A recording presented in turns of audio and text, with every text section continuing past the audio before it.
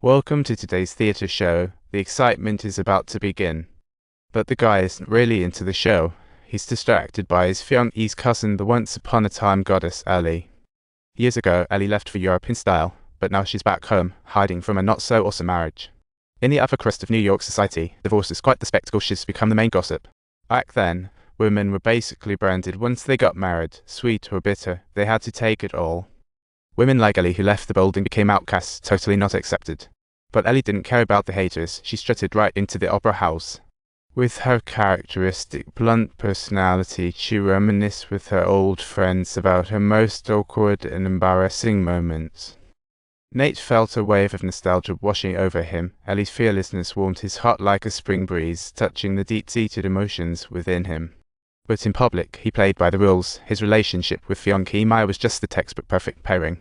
Without Ellie's unexpected return, he would have settled into life with Maya, but her bright smile shook things up.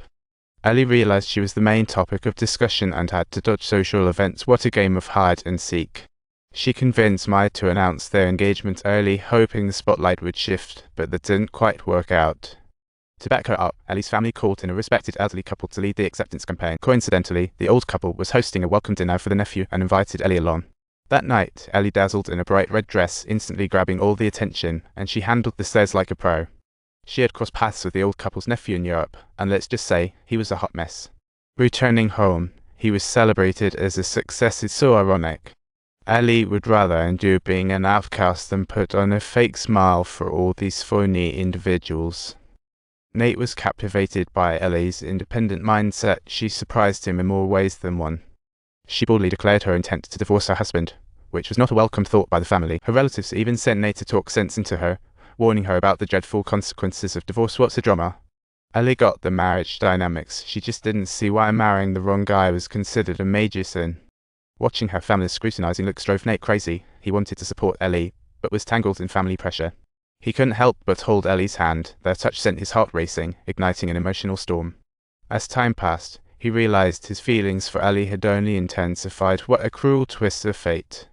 He kept reminding himself to keep his distance from his fiancée and drive the wedding plans forward, trying to kill those feelings. But love behaves oddly in this manner. The more you resist, the more fiercely it comes surging back.